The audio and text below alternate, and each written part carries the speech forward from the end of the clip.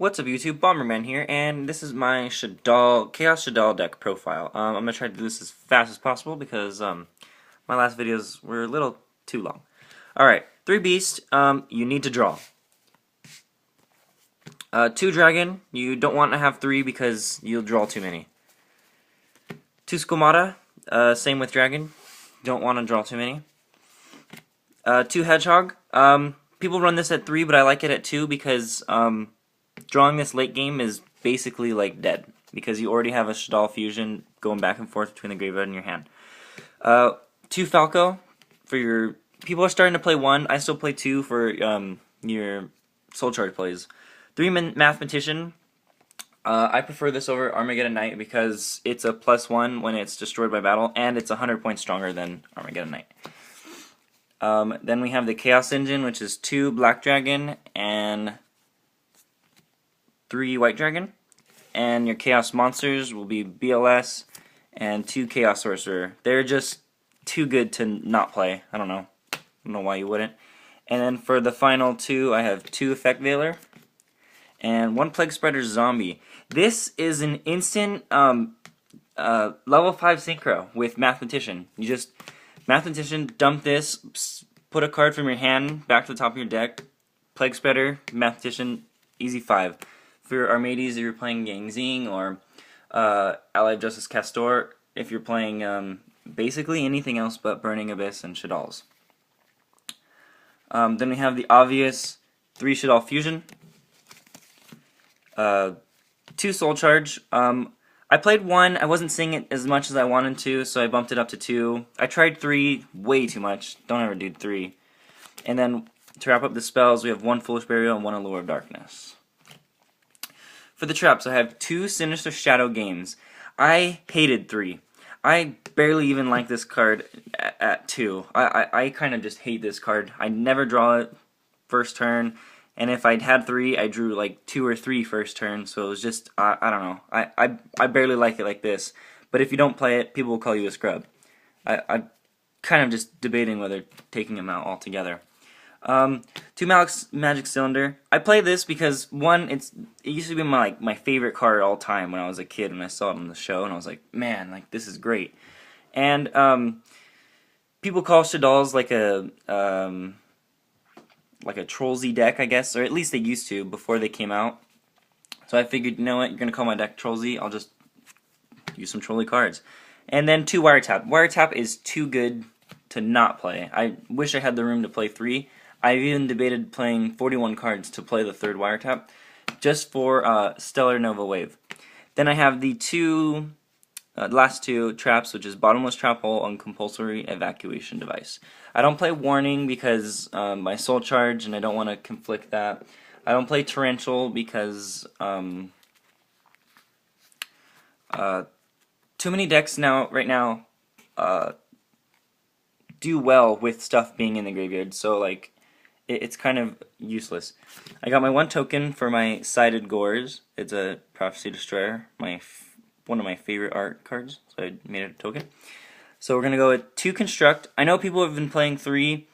I only use 2 because I feel like if you play 3, you start revolving around it too much, and I don't want to revolve around it too much. You got 2 Winda. Winda is normally what you're going to go for first turn against like any rogue deck that's not like a Shaddoll or a Burning Abyss or Stellar Knight. If it's one of those, then you should probably go for Construct first, and if it's Shaddoll, you should go for either one and Tribute for Beast. 1 Leo. Leo is absolutely amazing and is pretty easy to get this off. If any duel goes past like 7 turns, I've probably got this on the board. 1 Beals, because it can come out, and it's just really surprising for your opponent when it does come out.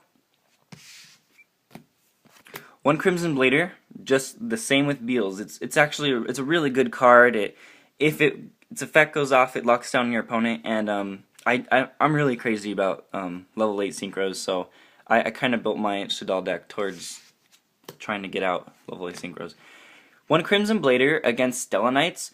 They never see it coming, and when it comes out, sometimes I mean, it doesn't get that much because they don't have that many warriors in their graveyard.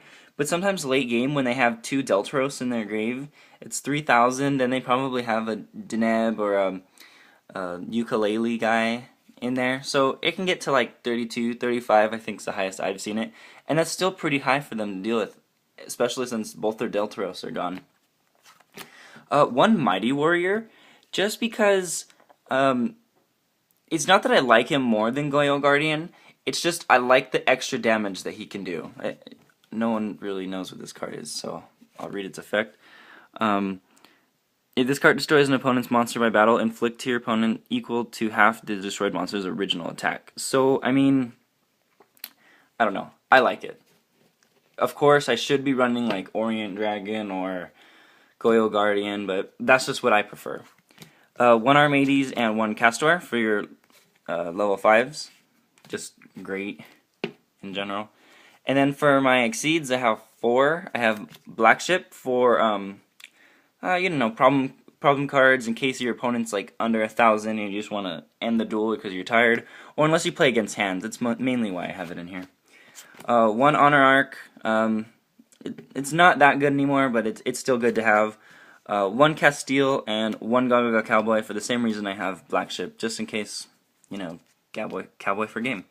And onto my side deck. I have 1 Gores because I do not want to get OTK'd by a stupid OTK deck like Battery Man, which is actually a deck I play too, so I guess, yeah. This is for like Battery Man OTK and like Light Swarms or Mermails or something that will get it inherent like field advantage over me, but then I'll just have this. 1 Neospatian Grand Mole. I used to main this, but I wanted to fit more room in for other traps because I figured I wasn't always going to be playing Shaddoll matchups or like mirror matches. 2 Flying Sea because it absolutely devastates Stella Knights and Burning Abyss. 2 Max C because I hate playing Infernity and this just gives me like a plus 13. 3 Mystical Space Typhoon for Floodgates, like second round, like Shadow Imprisoning Mirror, mainly what I use it on. Or unless my opponent's just playing way too much back row, like Stella Knights, I hate that. 2 Super Poly in the side. I think I want to bump this up to 3, because when heroes come out and Shaddolls get more of their fusions, Super Poly is probably, I think it's going to get semi-limited or limited, because Super Poly is just way too good. Yep. Plus, when you discard, it just doesn't even matter. Like, discard Beast. Okay, now I get to draw a new card. Cool. Deep Dark Hole.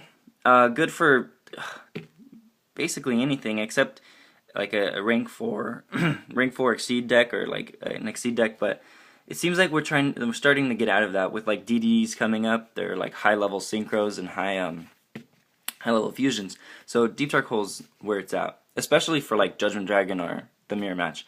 And then my personal favorite, Cloak and Dagger. I just like it. You chain it. You see them grab what is it, Altier out of their deck to their hand. Then you flip this and call Altier, and it's like, okay, they can't do it anymore unless they have an MST, which I don't know if Stella Knights all main MSTs.